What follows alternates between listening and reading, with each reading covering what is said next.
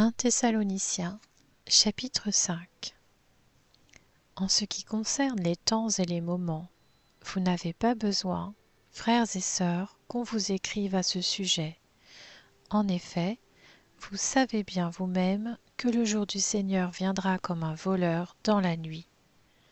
Quand les hommes diront « paix et sécurité », alors une ruine soudaine fondra sur eux, comme les douleurs sur la femme enceinte, ils n'y échapperont pas. Mais vous, frères et sœurs, vous n'êtes pas dans les ténèbres pour que ce jour vous surprenne comme un voleur. Vous êtes tous des enfants de la lumière et des enfants du jour. Nous ne sommes pas de la nuit ni des ténèbres. Ne dormons donc pas comme les autres, mais veillons et soyons sobres. En effet, ceux qui dorment, dorment la nuit, et ceux qui s'enivrent, s'enivrent la nuit. Mais nous qui sommes du jour, soyons sobres, enfilons la cuirasse de la foi et de l'amour, et ayons pour casque l'espérance du salut. En effet, Dieu ne nous a pas destinés à la colère, mais à la possession du salut par notre Seigneur Jésus-Christ, qui est mort pour nous, afin que soit que nous veillions, soit que nous dormions, nous vivions ensemble avec lui. C'est pourquoi, encouragez-vous les uns les autres et édifiez-vous mutuellement comme vous le faites déjà. Nous vous demandons, frères et sœurs, de reconnaître ceux qui travaillent parmi vous, qui vous dirigent dans le Seigneur et qui vous avertissent. Ayez beaucoup d'estime et d'amour pour eux à cause de leur travail.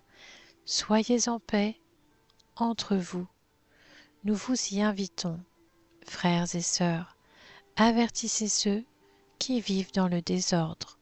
Réconfortez ceux qui sont abattus. Soutenez les faibles. Faites preuve de patience envers tous. Veillez à ce que personne ne rende à autrui le mal pour le mal, mais recherchez toujours le bien, soit entre vous, soit envers tous les hommes. Soyez toujours joyeux. Priez sans cesse, exprimez votre reconnaissance en toutes circonstances, car c'est la volonté de Dieu pour vous en Jésus-Christ. N'éteignez pas l'esprit, ne méprisez pas les prophéties, mais examinez tout et retenez ce qui est bon. Abstenez-vous de toute forme de mal. Que le Dieu de la paix vous conduise lui-même à une sainteté totale, et que tout votre être, l'esprit, l'âme et le corps soient conservés irréprochables lors du retour de notre Seigneur Jésus-Christ. Celui qui vous appelle est fidèle, c'est aussi lui qui le fera.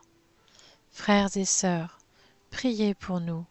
Saluez tous les frères et sœurs par un saint baiser. Je vous en supplie par le Seigneur que cette lettre soit lue à tous les frères et sœurs. Que la grâce de notre Seigneur Jésus-Christ soit avec vous.